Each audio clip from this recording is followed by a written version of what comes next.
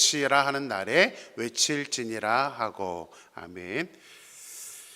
저는 사극이나 역사물들을 좋아합니다. 그냥 좋아하는 정도가 아니라 찾아서 볼 정도로, 유튜브에도 마찬가지고요. 역사물들을 특별히 이제 굉장히 좋아하는 편입니다. 왜냐하면 저는 그렇게 믿는데요. 과거의 역사는 과거로 절대로 끝나지 않습니다. 과거의 역사를 알면 지금 내가 어떻게 살아야 하는지, 내가 어떤 모습으로 나아갈 것인지를 잘 배울 수 있기 때문에 저는 다른 그 어떤 것보다도 이런 역사에 대해서 굉장히 관심을 많이 갖고 있습니다. 역사를 보면서 저 나름대로 제 스스로에게 이제 깨달았던 부분이 있습니다. 이렇게 정의할 수는 없지만 저 스스로 역사 안에서 우리 이 사람들에게는 두 종류의 사람이 있다라고 저 혼자 판단을 해봤습니다. 두 종류의 사람이 어떤 사람이냐면, 한 종류는 모든 사람들이 걸어가는 보편적인 길을 걸어가는 사람, 똑같이 걸어가는 그런 사람이 있고요. 평범한 길을 걸어가는 사람이 있고, 또 한 종류의 사람은 엄청난 무엇을 하지는 않더라도 이 보편적인 길을 뛰어넘으려고 하는 사람. 저는 크게 이 두 종류의 사람이 있다라고 생각을 하게 되었습니다. 물론 저는 그렇게 제가 역사를 보면서 평가하기 때문에 하나님 앞에 후자가 되었으면 좋겠다. 모두 다 가는 그 똑같은 모습, 똑같은 사람이 되고 싶지는 않다라는 그런 중심으로 그동안 살아왔고, 그렇게 되기를 소망하고 있습니다. 물론 평범하거나 일반적인 게 싫은 것은 아닙니다. 누구나 다 그렇게 살아갑니다. 누구나 다 평범하게 살아갈 수밖에 없는 게 인생입니다. 하지만 저는 항상 저 스스로에게 딱 하는 말이 있습니다. 한 번밖에 없는 인생이라는 단어를 자주 씁니다. 한 번밖에 없는 인생입니다. 근데 그 인생도 굉장히 짧습니다. 우리 50대, 60대 되시는 분들 잘 생각해 보세요. 요즘 신방을 다니면서 이렇게 저는 제일 먼저 물어보는 게 위니펙이 언제 왔어요? 라고 물어봅니다. 짧은 기간에 오신 분도 있지만 20년, 30년, 40년 이렇게 되신 분들이 있습니다. 어땠나요? 그러면 엊그제 같아요. 다 그렇게 말합니다. 금방 지나가 버렸습니다. 너무 우리의 인생이 짧게 지나가기 때문에 우리가 정말 어떤 인생을 살 것인가에 대한 그런 중심이 없다 보면 사실은 그냥 아주 평범한 길로 그렇게 지나가고 말기 때문에, 저는 이 평범한 인생이라는 것이 싫어서가 아니라 이왕이면 한 번밖에 없는 인생이기 때문에, 이왕이면 누군가에게는 영향력을 줄 수 있는 사람, 또 하나님이 보시기에, 또 나중에 저는 하나님 예수님 곁에 갔었을 때에 예수님에게 어떤 평가를 들을 것인가에 대한 관심이 많다 보니까, 이왕이면 한 번밖에 없는 인생 조금 영향력을 줄 수 있는 사람, 그리고 믿음을 인정받을 수 있는 사람, 그런 사람이 되고 싶다는 그런 생각을 어렸을 때부터 해왔습니다. 아마 그래서 제가 목회자의 길로 가게 되었는지도 모르겠습니다. 특히 제가 이제 대학생이 되던 고3에서 대학생으로 넘어갈 때에 내비게이터에서 사역하시던 전도사님이 저희 교회 전사님으로 오셔서 겨울 동안에 이제 제자 훈련을 아주 진하게 잘 시켜주셨습니다. 지금도 저는 그 내비게이터의 교재를 전부 다 외우고 있습니다. 누구를 만나면 그거 강의할 수 있도록 그렇게 고3 때 외웠던 것이 지금도 그대로 갖고 있을 정도로 이 제자훈련이라는 것에 대해서 너무나 큰 충격을 받았었고, 대학교에 들어가서는 이제 CCC에서 양육훈련을 받으면서 어떤 인생을 살아야 될 것인가를 그때 굉장히 많은 생각을 저에게 하게 되었습니다. 그리고 그 이후에 교회에서 이제 여러 리더의 자리에 서게 되었습니다. 여러 앞에서 이끌어가는, 평신도지만 대학생이었지만 앞에서 인도하는 그런 자리에 있다 보니까 계속 저한테 많이 하나님이 주셨던 그런 메시지였던 것 같기도 하고, 또 저 스스로에게 도전했던 것이 바로 조금 전에 말씀드렸던 부분입니다. 어떤 인생을 살 것인가? 평범한 길을 걸어갈 것인가? 아니면 똑같은 길이 아니라 그거를 조금은 뛰어넘을 수 있는 그런 사람이 될 것인가? 이게 엄청난 차이가 있는 것은 아니더라고요. 평범한 길과 그것을 뛰어넘는 게 막 엄청 뭐가 다르다는 것이 저는 생각이 들지 않습니다. 조금만 우리가 말씀에 귀를 기울이고 살아간다면 저는 충분히 우리가 그런 평범한 길을 좀 뛰어넘는 그런 인생을 살 수 있을 거라고 생각합니다. 그러다 보면 내 스스로를 성장시키고 하나님의 기뻐하는 모습으로 우리가 나아갈 수 있다는 사실을 저는 그동안 말씀을 통해서 너무나 절실하게 깨달았습니다. 자, 보편적인 길, 이것을 하나 조금이라도 점프할 수 있다는 것은 그렇게, 물론 제가는 아주 차이가 없다고 했지만 우리 개인들의 입장에서는 쉽지는 않습니다. 그렇게 살려고 하지 않기 때문에, 내가 그 보편적인 길을 하나 넘어가고 싶어 하지 않기 때문에 어려운 겁니다. 큰 차이는 없는데 내가 안 하려고 하는 거예요. 내가 변하고 싶어 하지 않고 내가 의식을 가지려고 하지 않기 때문에 이 한 발짝을 넘어가지 못한다는 게 제가 살아오면서 느꼈던 그런 부분입니다. 안 그런 사람도 있지만 많은 우리 크리스찬들도 이 변화를 별로 좋아하지 않습니다. 변하고 싶어 하지 않습니다. 변화의 의식을, 내 마음을 쏟으려고 하지를 않습니다. 아주 쉬운 예로 어느 정도냐면, 교회에 자리에 이름이 써 있는 것도 아닌데 우리는 자리 하나도 사실은 옮기는 것을 너무너무 싫어합니다. 그죠? 주일날 보면 왜 이 앞자리는 텅 비어 있는데 꼭 저 뒤에만 가서 앉아 있으려고 하는지. 그리고 이러다 보니까 우리 새가족부는 되게 힘듭니다. 저는 왜냐하면 새가족부한테 맨날 뭐라고 그러거든요. 제발 좀 안내할 때 앞으로 좀 안내하세요. 그리고 심지어는 저거 좀 걸어 잠그세요 하는데도 새가족부가 예배 끝나면 와서, 목사님 안 해요. 앞으로 가라 그러면 다 싫어해요 그럽니다. 그러니까 자리 하나 옮기는 것도 우리는 되게 싫어합니다. 이상하게 변화라는 것을 좋아하지 않는다는 것을 많이 느끼게 됩니다. 자리만이 아니죠. 교회 일도 우리가 해보지 않았던 것들, 아무래도 우리가 한 교회에서 오래 있다 보면 새로운 것을 하자고 그러면 항상 어떤 말이 먼저 오냐면, 우리는 안 해봤는데요, 우리는 해본 적이 없습니다, 우리는 이랬었습니다 라는 말만 나옵니다. 그 말이 계속해서 나오는 한 교회는 변화될 수가 없다고 저는 생각합니다. 요즘 제가 유튜브로 이렇게 한국 교회 중에 굉장히 많이 이렇게 변화되고 부흥되는 교회들을 자꾸 많이 보고 있습니다. 근데 그 유튜버에 성도님들이 인터뷰를 하는 장면들이 나오는데, 이구동성으로 부흥하는 교회, 이런 교회에 성도님들의 인터뷰를 하면 전부 다 뭐라 그러는지 아세요? 하라는 대로 바꾸었습니다, 이거예요. 변화하라고 해서 바꾸었습니다. 그랬더니 진짜 변화되었습니다 라는 말이었습니다. 거의 일률적으로 똑같이 나옵니다. 이게 변화의 모습입니다. 역사의 이름을 조금이라도 남긴 사람이거나 사회적으로 성공한 사람들, 뭐 꼭 그렇지 않더라도 조금 저 사람은 다르구나 라고 우리가 평가를 하는 사람들은 공통적으로 일반적인 생각을 뛰어넘었던 사람들입니다. 똑같이 생각하고 싶지 않아 해요.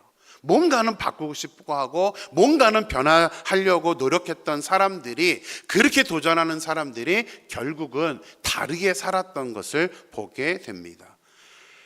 다른 사람 볼 것도 없습니다. 우리가 맨날 보고 있는 우리의 성경, 누구죠? 예수님 역시도 변화의 사람이었죠. 예수님은 유대인들이 변혁자라는 별명을 붙여줬습니다. 예수님은 똑같이 안 하려고 노력을 굉장히 많이 했어요. 예수님이 무조건 변화를 좋아하거나 새로운 것을 좋아해서 그랬던 것이 아닙니다. 예수님의 중심은 뭐냐면, 이스라엘 백성들을 어떻게 하면 변화시키고 성장시킬 수 있을지에 관심을 가졌기 때문에 이스라엘 백성들이 그동안 전통적으로 해왔던 모든 것들을 예수님은 다 바꾸기 시작했습니다. 그죠? 잘 보세요. 그래서 누가 제일 싫어해요? 전통을 제일 강조하는 바리새인들 너무너무 싫어하잖아요. 우리 주일학교 학생들 킹 오브 킹스 봤죠? 거기서도 이상하게 그런 애니메이션을 보면요, 너무 성과 악을 이렇게 딱 대조시켜 놓는 것 같아요. 그래서 바리새인들은 얼굴 표정도 미워. 그죠? 예수님은 아주 온화하게 나오는데 꼭 이런 어떤 기득권을 가지려고 하는 사람들, 이런 사람들은 이상하게 얼굴도 안 이쁘게 그려놓는가 느낌을 받았습니다. 근데 왜 그럴 수밖에 없냐면 내 것을 유지하고 싶고 변하지 않으려니까 자꾸 얼굴이 어떻게 되는 거예요? 자꾸 악해질 수밖에 없는 겁니다. 근데 예수님은 그렇게 되는 것을 원하지 않았기 때문에 변혁하고 싶으셨습니다. 특히 율법이라는 그 전통이 중요한 게 아니라 율법의 그 자체가 무엇을 의미하는지를 바꾸고 싶어 하셨죠. 깨닫게 하기를 원했습니다. 말씀을 온전히 가르치시고자 했던 것이 바로 예수님의 모습이었기 때문에 결국 이스라엘은 변화가 일어나게 되었던 것입니다. 계속해서 제가 이런 교회가 되게 하소서라는 시리즈로 이제 오늘 5번째 시간을 하고 있습니다. 저도 계속 지금 올해의 관심은 우리 임마누엘 교회가 어떻게 변화될 것인가, 어떻게 해야 우리가 바뀔 것인가. 물론 그동안 잘해오셨던 것은 저는 바꿀 마음이 없습니다. 잘하는 것은 더 격려해서 잘해야 됩니다. 그러나 우리가 못했던 부분들이 있다면 그 부분은 반드시 변혁이 필요합니다. 변화가 필요하다는 것이죠. 그래서 우리 사랑하는 임마누엘 교회 우리 개인 모든 성도님들과 우리 교회가 올 한 해 좀 여러 가지 우리가 어떻게 해야 우리 교회가 하나님이 기뻐하는 교회로 탈바꿈을 할 수 있을 것인가, 여기에 대한 우리 관심을 가지고 그동안 우리가 보편적으로 해왔던 우리들의 습관과 우리들의 전통이 있다면, 그것이 만약에 신앙의 걸림돌이 된다면 우리 과감하게 바꾸어 나가면서 올 한 해 또 이후에 우리 임마누엘 교회가 하나님이 기뻐하시는 그런 아름다운 교회로 우리 함께 만들어가게 되기를 주님의 이름으로 축원합니다. 그래서 오늘은 이 사건을 가지고 한번 얘기해 볼게요. 오늘 본문에도요, 여호수아가 이끌던 공동체, 이렇게 계속 여호수아로 보고 있는데 우리가 가지고 있는 보편적인 성향들을 뛰어넘는 한 사건이 기록되어 있습니다. 이미 성경 구조 읽을 때 여러분들 잘 아는 사건이죠. 무슨 사건이에요? 여리고 사건입니다. 여리고 사건은 너무나 많이 들었고 주일학교 선생님들도 잘 가르치는 그런 본문 중에 하나입니다. 하루에 한 바퀴씩 여리고성 주위를 돌고 마지막 날 7일째 되는 날은 몇 바퀴 돌았죠? 7바퀴 돈 다음에 최후로 한 게 뭐였죠? 소리를 지르는 거였습니다. 그죠? 다 알고 계시죠? 그러면 이제 오늘 설교는 끝난 겁니다. 그것만 제대로 아셔도, 그것만 우리가 제대로 인식한다면 왜 그렇게 하라고 하셨는지, 또 여호수아가 그 여리고 전투에서 무엇을 했을 때에 이스라엘 백성들이 탈바꿈할 수 있었는지 그 말씀을 우리가 알 수 있다면 우리 임마누엘 교회도 달라질 거라고 저는 생각을 합니다. 자, 그러면 오늘 구체적인 모습들을 한번 살펴보겠습니다. 여러 전투의 내용이 있지만 저는 딱 하나, 오늘 읽었던 10절 말씀에서 이런 교회가 되면 좋겠다라는 생각을 해보게 되었습니다. 우리 10절 말씀을 다시 한번 보겠습니다. 10절 같이 읽을까요? 여호수아가 백성에게 명령하여 이르되 너희는 외치지 말며 너희 음성을 들리게 하지 말며 너희 입에서 아무 말도 내지 말라. 그리하다가 내가 너희에게 명령하여 외치라는 날에 외칠지니라 하고. 자, 여리고성 주위를 돌면서 여호수아는 백성들에게 세 가지를 명령하는데 전부 다 같은 명령입니다. 처음에 뭐라고요? 외치지 말며, 두 번째는요, 들리게 하지 말고, 세 번째는 아무 말도 내지 말라. 조금 어려운 용어로 여러분도 배웠던, 국어 시간에 배웠던 점강법이라고 그러죠. 점점점 이렇게 아래로 내려옵니다. 처음에는 어떤 소리요? 외치지 말라, 좀 큰 의미죠. 두 번째는요, 들리게 하지 말라, 소리가 좀 더 적어집니다. 세 번째는요, 아무 소리도 내지 말라. 결국 최종적으로는 말하지 마예요. 자, 여리고선 전투를 해야 되는데 전투와 이게 무슨 관계가 있죠?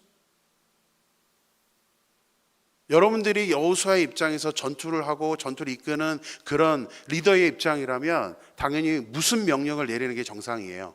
잘 훈련시키고 하나 되라, 아니 함께하자. 제가 사극 좋아한다 그랬죠. 사극을 보면 항상 나오는 씬이 있습니다. 장면이 있습니다. 전쟁 앞두고 보면 항상 뭐예요? 소리 내지 못하게 하는 게 아니라 오히려 소리를 지르게 하죠. 그러면서 앞에서 지휘관이 적군은 우리에게 속했다 그러면 전부 다 어떻게 합니까? 와 하면서 이게 이제 사극에 나오는 전투의 씬입니다. 근데 지금 여호수아는 정반대로 아무 말 하지 마 이렇게 말하고 있습니다. 자, 왜 그랬을까? 왜 아무 소리도 내지 말라고 이렇게 명령을 하고 있는 것입니까? 특별히 여호수아가 지금 음성을 들리게 하지 말라, 아무런 말도 하지 말라라는 명령은 누구에게 아무 말도 하지 말라는 거죠? 그냥 혼자 조용히 있어 이런 말인가요? 아닙니다. 누구에게요? 다른 사람들에게 말하지 말라는 겁니다. 자, 이제 이것을 우리가 이해해야 돼요. 왜 여호수아는 다른 사람들에게 아무런 말도 하지 말라고 명령을 했을까요? 저는 여기에 두 가지 이유가 있다라고 생각을 했습니다. 첫째는 마음이 나눠지지 않게 하기 위해서라고 생각을 합니다. 마음이 나눠지지 않기 위해서. 이스라엘은 역사를 보면요, 이 여리고성은 이 이스라엘이 공격하기 전까지 역사 기록상 단 한 번도 함락된 적이 없었던 성이 바로 여리고성입니다. 한 번도 패배를 해봤던 적이 없는 그 난공불락의 요새였던 것이 바로 여리고성입니다. 언젠가 기회가 되면 제가 다시 한번 고고학 자료들과 함께 이렇게 여러분들에게 말씀을 드릴 날이 한 번 또 있을 것입니다. 한 번도 정복되지 않은 그 전쟁, 쉽지 않은 전쟁을 하고 있는 그런 상황이었는데 여호수아가 이스라엘 백성들에게 내린 전술, 여리고성과의 전투를 어떻게 해야 되는지 전술은 황당하기 짝이 없는 전술이었습니다. 아까 우리 이미 말했죠? 매일 한 바퀴씩 돌고 마지막 날 7바퀴 돌아. 우리 타임머신을 타고 한번 여리고 그때로 한번 가보겠습니다. 여러분이 만약에 그때 당시에 이스라엘 백성들 중에 한 명이었다면 이 명령에 여러분은 어떻게 반응을 할 것 같습니까? 성경의 이야기라고 그냥 쉽게 생각하지 마세요. 여러분이 만약에 그 명령을 들었던 사람이라면 어떻게 반응을 했을 것 같습니까? 전술도 엉망이죠? 말도 하지 말라고 그러죠? 여기서 그래 우리의 리더 여호수아의 명령이니까 순종해야지 할렐루야 이러는 분이 있다면 우리 임마누엘교회는 앞으로 엄청난 변화가 일어날 거라고 저는 믿습니다. 아무도 그렇게 하지 않을 겁니다. 어떻게 이해를 해요 그 명령을? 아니 전투를 가는데 한 바퀴를 돌라고요? 마지막에 7바퀴 돌라고요? 그리고 소리를 지르라고요? 조금 좋은 사람은, 심정이 좋은 사람은 그럴 수 있어 이럴 수도 있겠지만 저 같았으면 미쳤어 이랬을 것 같아요. 뭐 하는 거야 지금 이게? 그게 명령이야? 이게 전투야? 저는 당장 따졌을 것 같아요. 근데 백성들은요 이 여호수아의 명령에 어느 누구 한 명도 반론하지 않습니다. 그냥 하지 말라니까 그냥 그렇게 안 하죠. 현대의 우리의 모습이었다면, 만약에 지금 현대 시대에 이러한 명령을 하게 된다면 아마도 가만히 있을 사람은 없었을 것입니다. 제일 그냥 보편적으로 시작하는 게 뭐죠? 이제 옆 사람에게 찾아가겠죠. 아니면 전화 걸겠죠. 이번 주 목사님이 이렇게 뭐라 하라고 그러는데 이해돼? 이거 순종해야 돼? 아마 전화부터 돌렸을 것입니다. 이게 우리 인간들의 보편적인 습성입니다. 우리는 어떤 거든 말하기를 좋아하고 어떤 거든 다른 사람과 내가 공감대를 이루기를 원합니다. 나와 같은 생각을 하는지 안 하는지를 얘기하기를 원합니다. 근데 그게 좋은 이야기면 좋겠지만 아마도 대부분은 부정적인 얘기를 할 겁니다. 저것은 이상해. 저것은 너무 황당해. 아무리 지도자지만 저런 명령을 내린다는 것을 우리가 도대체 어떻게 이해를 해야 될 것인가? 아마 논쟁이 끊이지 않았을 것입니다. 그 논쟁이란 얘기 가운데는 긍정적인 것보다는 부정적인 게 많을 수밖에 없습니다. 자, 그렇게 다른 사람들과 부정적인 이야기를 하다 보면 어떤 마음이 생깁니까? 우리 인간은 되게 죄송합니다. 단순합니다. 한쪽으로 계속 이야기를 듣다 보면 가스라이팅 당하기가 쉬워요. 우리는 선입견이 가져버립니다. 부정적인 얘기가 우리 안에 들어오면 우리는 계속해서 그게 생각이 나다 보니까 반대편의 이야기가 들어오질 않습니다. 그러면은 처음에 그냥 여호수아의 명령에 그냥 크게 생각하지 않았던 사람도 계속해서 말하다 보면 그치, 저거 이상하지. 아니면 애초에 관심도 없었던 사람, 근데 나는 그냥 여호수아가 하라는 대로 할 거야 했던 사람들조차도 부정적인 얘기를 하게 되면 마음속에 갈등이 생기게 됩니다. 그 보편적인 품성을 우리가 뛰어넘을 수 있다면 너무나 좋겠지만 그렇게 되기가 어렵습니다. 그래서 여호수아는 전투를 해야 되는데 말하지 말라는 거예요. 한 말도 하지 마. 다른 사람에게 말하지 마. 알아, 이건 허무맹랑한 그런 명령이라는 거 여호수아도 모르진 않습니다. 근데 여호수아라고 자기가 그것을 명령하고 싶어서 명령했나요? 아니죠. 하나님이 하라고 한 거예요. 하나님이 가르쳐준 전술이었기 때문에 여호수아도 그렇게 말할 수밖에 없었습니다. 제가 대학교 때 찬양 선교단 이제 리더로 사역을 했었는데 거의 매주 이제 여러 교회에 초청을 받아서 이제 찬양 인도를 하러 갔었습니다. 찬양 예배를 인도했었습니다. 근데 이제 매주 나가다 보니까 우리 찬양팀 멤버들이 아무래도 굉장히 이제 친한데 앞에서 이렇게 연습을 하고 이제 다른 교회 가니까 미리 가서 세팅하고 연습을 하고 그러면서 이제 시간이 좀 남으면 우리도 그렇죠. 이제 기도하기 전에 약간의 시간이 있죠.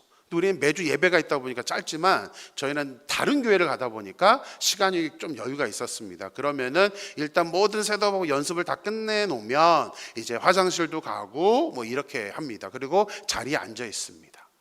근데 어느 순간인가 이렇게 찬양 인도를 하러 다른 교회 갔는데 자꾸 피드백이 저한테 오는 거예요. 무슨 피드백이냐면 너희 찬양팀들이 우리 교회에 와서 이렇게 예배를 인도하는 것은 너무 좋은데 꼭 화장실에서 하는 말, 또 자리에 앉아서 농담하는 그런 말들 때문에 성도님들이 굉장히 시험을 받는다라는 피드백을 제가 받게 되었습니다. 근데 이게 갈수록 심각해지는 거예요. 교회마다 그런 소리를 하기 때문에 저희는 크게 한 건 없는데 그래도 그냥 농담하는 말을 예배 전이다 보니까 이렇게 성도님들이 받아들이기가 어려웠습니다. 그래서 제가 이제 그 부분을 놓고 하나님께 기도하기 시작했습니다. 하나님, 어떻게 해야 되나? 이 문제를 어떻게 해결할 수 있을까요? 라고 기도하는데 하필 그때 제가 여호수아를 이렇게 큐티를 하고 있었습니다. 근데 하나님이 저희한테 마음을 주시는 거예요. 여리고성 작전을 한번 해봐. 이런 마음을 주셨습니다. 그래서 제가 아무래도 시간이 좀 여유가 있다 보니까 말을 하는 것 같아서 이제 그 다음 집회부터는 교회의 근처, 이 교회 주변을 이렇게 간격을 두고 아무 소리 내지 않고 걸어가면서 예배를 위해서 기도하게끔 시켰습니다. 그리고는 돌아와서 저희는 이제 뭐 하루에 한 바퀴가 아니라 7바퀴를 항상 돌았어요. 7바퀴를 돌고 그 다음에 자리에 와서도 화장실을 가든 악기를 붙잡고 있던 우리 예배 전까지는 서로 대화하지 말자. 이렇게 이제 제가 했습니다. 경기도 성남에 있는 어느 교회에서 이제 집회를 하게 되어서 갔습니다.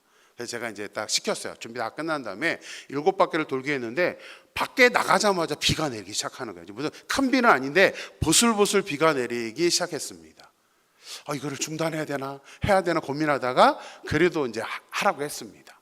그리고 이제 돌고 있는데 한 바퀴, 2바퀴 돌고 있다가 갑자기 요 마을 위에 한 집 위에 어떠한 남자분이 지붕을 수리하러 올라오셨습니다. 그리고는 우리는 이제 자꾸 그 사람이 시선이 느껴지기 시작했어요. 한 3바퀴, 4바퀴 좀 도는데 이분이 이상했나 봐요. 웬 청년들이 와서 아무 소리도 안 하고 그 주변을 돌고 있으니까 이분이 이상했는지 저희들한테 야 인마 너희들 뭐하는 놈들이야 막 이러면서 소리를 지르고 그 다음 얘기는 안 합니다. 이제 막 좀 안 좋은 소리를 막 하는 거예요. 욕을 하는 거예요. 빨리 들어가 막 이러면서 이제 막 쌍욕을 하면서 저희한테 막 혼을 내는 그런 모습을 겪고, 이것을 어떻게 하나 하다가 일단은 계속 보려고 조용히 돌라고 해서 그냥 들어갔습니다. 끝나고 제가 그때 깨달았던 게 하나 있어요. 왜 여호수아가 말하지 말라고 했는가? 그때 제가 절실히 느꼈던 게 뭐냐면, 이스라엘 백성들이 여리고성을 돌았을 때를 잘 한번 생각해 보세요. 첫 바퀴 돌았습니다. 아무 문제 없이 돌았을 것 같으세요? 아닙니다. 성경에는 분명 기록이 안 돼 있지만 저는 약간 상상이 갔습니다. 저 여리고성 안에 있는 군사들과 여리고성 백성들이, 이스라엘 백성들이 전쟁하러 왔는데 전쟁은 안 하고 돌고 있단 말이에요. 그럼 그 안에 있던 사람들이 어떻게 했을 것 같습니까? 박수 쳐줬을까요? 아니죠. 아마 조롱하고 난리가 났을 겁니다. 자, 그러면 이스라엘 백성들은 그렇지 않아도 이 명령이 이상한데 저 안에서 들려오는 그 조롱 소리를 들으면서 막 돌고 있었을 때에 어떻게 됐을 것 같아요? 말을 할 수밖에 없죠. 내가 지금 뭐 하고 있는 거지 지금? 왜 이걸 하고 있지?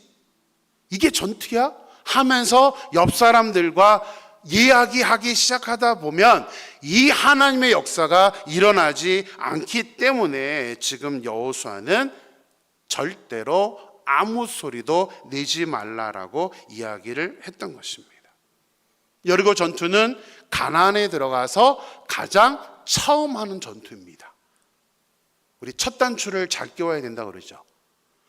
여리고성 전투는 이스라엘 백성들에도 중요했지만 하나님께도 중요했고 여호수아에게도 중요한 전투입니다. 여기서 승리하지 못하면 앞으로 가나안을 정복한다는 것은 있을 수 없는 일입니다. 제일 힘든 성이었기 때문에 이 여리고서의 전투가 너무나 중요했기 때문에 지금 여호수아는 백성들의 마음이 이 엉뚱한 전술로 인해서 나누어지고 서로 부정적인 이야기를 하지 않게 하기 위해서 지금 이런 명령을 내리고 있다는 사실입니다. 그래서 최우선적으로 말을 절제시켰던 거예요. 말하지 말라고. 저는 이것이 이 여호수아의 전투에서만 필요한 것이 아니라고 생각됩니다. 현대 교회에도 너무나 절실하게, 우리 임마누엘 교회도 너무나 절실하게 필요한 것이라고 생각합니다. 우리 임마누엘 교회도 2025년 새로운 한 해를 시작하고 있습니다. 물론 이제 5개월이나 벌써 지났지만요.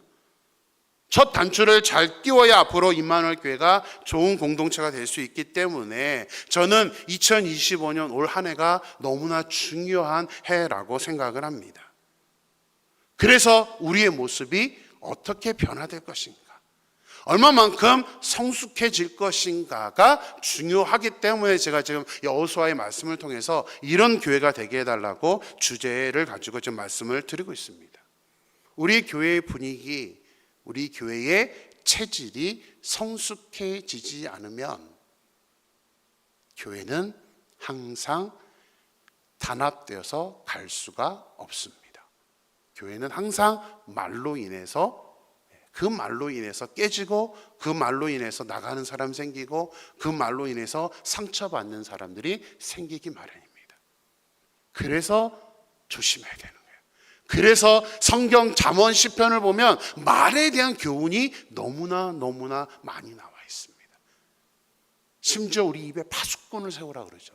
그 정도로 말을 우리가 중요하게 생각해야 되는 것입니다.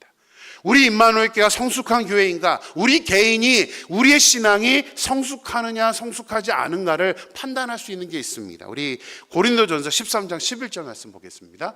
고린도전서 13장 11절 같이 읽을까요? 내가 어렸을 때는 말하는 것이 어린아이와 같고 깨닫는 것이 어린아이와 같고 생각하는 것이 어린아이와 같다가 장성한 사람이 되어서는 어린아이의 일을 버렸노라. 우리가 어렸을 때는 우리가 하는 말, 제일 먼저 나오는 게 말이에요. 우리의 말이 어린아이와 같죠.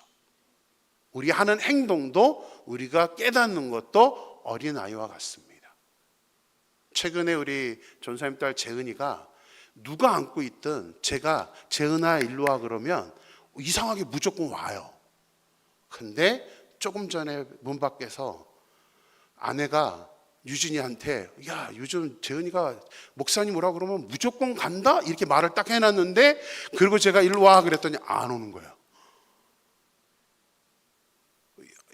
조금 컸다고 이제는 자기가 판단을 하는 것 같습니다. 저희 손주도 그래요. 이번에 보스턴에 갔더니 옛날에는 무조건 오라 그러면 다 왔습니다. 요즘은 뭐 할까? 이리 와 그러면 자기가 고개를 저어요.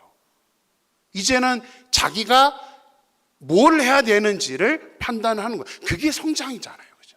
어린아이는 그냥 뭐든지 그냥 구분하지 않고 합니다. 이게 잘못인지 잘못이 아닌지조차도 인식을 못하죠.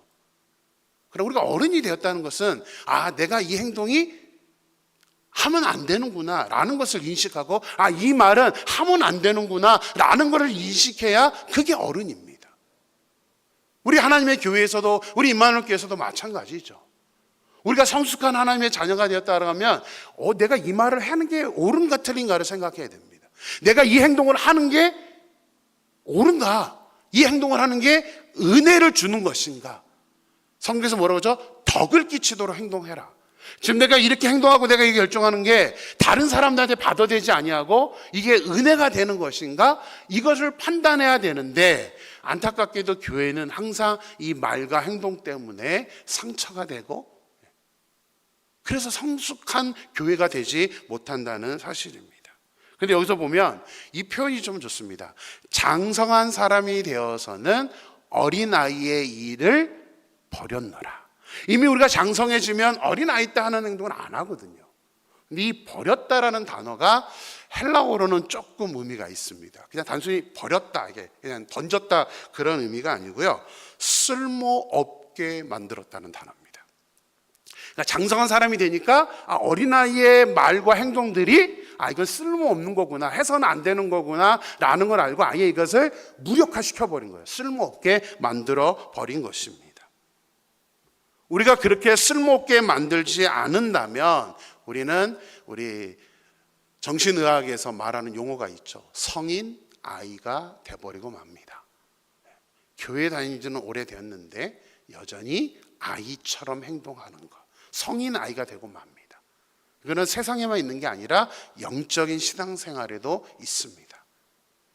저 역시도 그렇지만 제가 알고 있는 우리 모든 교인들이 영적인 성인 아이가 되는 것은 저는 바라지 않습니다. 정말 존경하고 싶은 사람, 저분 정도면 내가 존경하고 싶다라는 그런 평가를 할 수 있는 그런 분이 되기를 저는 소망합니다. 저 역시 그렇게 살기를 원합니다.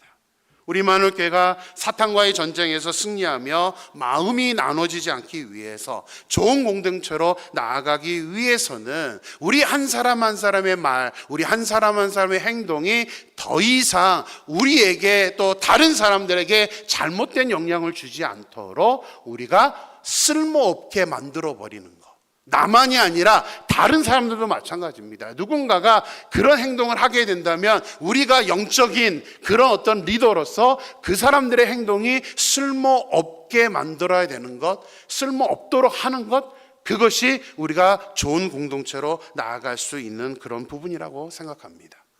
은혜가 되지 않는 말, 굳이 하지 않아도 되는 말, 굳이 하지 않아도 되는 행동, 해서는 안 되는 행동들을 우리가 잘 구분하여서, 그래서 때로는 침묵하는 것이 더 좋을 때가 있습니다. 침묵하는 것이. 우리는 자꾸 말하고 싶어요. 자꾸 행동하고 싶어 합니다. 야고보서 3장 6절을 우리 공동 번역을 한번 보겠습니다. 야고보서 3장 6절입니다. 같이 읽을까요? 혀는 불과 같습니다. 혀는 우리 몸의 한 부분이지만 온 몸을 더럽히고 세상살이의 수레바퀴에 불을 질러 망쳐버리는 악의 덩어리입니다.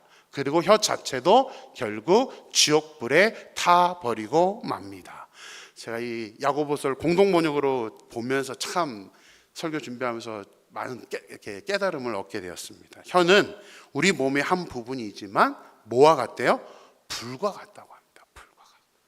거기다 우리 몸의 한 부분이지만 온 몸을 더럽히는 것, 그리고 세상살이의 수레바퀴에 불을 질러서 망쳐버리는 것. 그러니까 우리가 세상의 길을, 수레바퀴를 가지고 이제 세상살이를 하면서 이렇게 가고 있는데 불을 질러서 우리의 인생을 망쳐버리는 악의 덩어리라고 말하고 있습니다. 그만큼 이 혀의 사용은 그만큼 무서운 것이라는 것이죠. 거기다가 결국은 뭐라고 나옵니까? 혀 자체도 결국 지옥불에 타버리고 맙니다. 그러니까 혀를 지옥불로 결국 타버리는 그 존재로 말하고 있다는 사실입니다. 그래서 말이라는 것이 너무나 중요합니다. 우리 임마누엘 교회가 앞으로 오늘 많은 분들이 나오지는 못하셨지만 이 말씀을 좀 생각하시면서 이왕이면 내가 말하는 것부터가 다른 사람들에게 은혜가 되고 내가 말하는 것부터가 덕이 되어주면서 우리 임마누엘 교회가 이 안에서 말로 인한 상처보다는 오히려 말로 인한 은혜가 더 넘치는, 저 사람은 어떻게 저렇게 말을 하지? 어떻게 저렇게 이쁘게 말을 하지? 어쩜 저렇게 은혜되게 말을 하지? 라면서 우리의 입술이 이왕이면 은혜를 줄 수 있는 그런 말을 할 수 있는 저와 여러분이 되기를 주님의 이름으로 축원합니다. 자, 여호수아의 명령을 다시 한번 보겠습니다. 우리 10절 말씀을 다시 한번 볼까요? 같이 읽을까요? 시작. 너희 음성을 들리게 하지 말며 너희 입에서 아무 말도 내지 말라. 아까 그 10절에서 제가 하나 또 포인트를 생각한 게 뭐냐면요, 너의 음성을이라고 딱 고정해서 말하고 있습니다. 너의 입에서 아무 말도 내지 말라. 무슨 의미일까요? 너의 입, 너의 음성, 너의 입술. 무슨 말이죠? 내 생각. 내가 판단하는 말을 하지 말라는 겁니다. 너의 음성, 네 생각을 말하려고 하지 마. 내 생각을 주장하려고 하지 마. 또 그것이 너의 입에서 나오면 안 돼 라고 지금 하나님은 여호수아를 통해서 명령을 하고 있습니다. 우리가 살아가면서 교회 생활하면서 우리가 가장 많이 해야 되는 말은 당연히 어떤 말이에요? 하나님의 말씀이어야 됩니다. 하나님이 기뻐하는 말을 많이 해야지 내 생각에는 이래요, 나 이 말이 우리의 단어에 많이 들어가는 것은 결코 좋은 일이 아닙니다. 내 말이 아니라 이럴 때는 하나님은 어떻게 말씀하시는가, 하나님의 말을 할 수 있어야 된다는 사실입니다. 자, 여호수아가 말을 하지 말라고 한 두 번째 이유는 10절 끝부분에 표현이 되어 있습니다. 우리 한 번만 더 10절을 볼까요? 같이 읽겠습니다. 여호수아가 백성에게 명령하여 이르되 너희는 외치지 말며 너희 음성을 들리게 하지 말며 너희 입에서 아무 말도 내지 말라. 그리하다가 내가 너희에게 명령하여 외치라 하는 날에 외칠지니라. 두 번째 이유는, 첫 번째는 말하지 말라는 이유는 나뉘지 않게 하기 위해서고요. 두 번째는 외치라 하는 날에 외치라. 무슨 말일까요? 말하는 데에 에너지나 모든 것들을 생각을 쓰지 말라는 의미입니다. 결정적으로 우리가 해야 할 일들, 지금 여리고 앞에서 이스라엘 백성들이 해야 할 일은 뭐죠? 여리고 성과의 전투죠. 전투가 목적입니다. 근데 지금 전술 때문에, 여호수아의 명령 때문에 말하느라 에너지 쏟고 말하느라 정작 해야 될 일들을 하지 못하게 되는 것을 지금 여호수아는 염려했던 겁니다. 물론 말한다고 무슨 에너지가 많이 소모되겠습니까? 그런데 소모돼요. 에너지가 소모되는 게 아니라 우리의 집중력과 우리의 생각이 다 흩어지기 때문에 지금 여호수아는 이스라엘 백성들에게 지금 하나만 생각합시다. 그 하나는 뭐예요? 전투예요. 마지막 날, 일곱째 날 소리를 질렀을 때 모든 에너지를 모아서 한꺼번에 우리가 소리를 질러야 여리고성이 무너지기 때문에, 물론 여호수아도 알지는 못했습니다. 그냥 하나님의 명령이니까 그렇게 될 거라고 믿었지만 하나님이 하실 거기 때문에 지금 이스라엘 백성들에게 정말 우리가 해야 할 일에 집중하자라는 의미로 아무 소리도 내지 말라고 명령을 했던 것입니다. 교회도 마찬가지입니다. 우리가 해야 할 일, 우리가 그 해야 할 일에 초점을 맞춰야 되는데 우리는 많은 경우 말하느라 정말 해야 될 것은 안 하고 말로 인해서 굉장히 많은 에너지와 시간을 낭비하게 되는 경우가 많습니다. 그래서 교회에서는 부정적인 의미 없는 대화보다는 중요한 것은 뭐냐면 행동으로 옮기는 거예요. 행동으로. 저는 분명 어떤 건의든 받아들이겠다고 처음 제가 위임식 할 때부터도 말씀드렸습니다.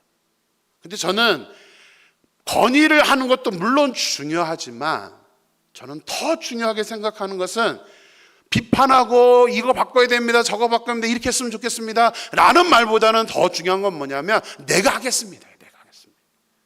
우리 교회가 이게 부족하니까 내가 하겠습니다.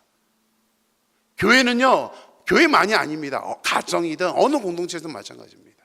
말만 하는 교회는, 말만 하는 공동체는 발전이 없습니다. 얼마든지 말로 비판은 할 수 있습니다. 말로 얼마든지 우리의 부족함을 말할 수는 있습니다. 근데 문제는 뭐예요? 누가 해요?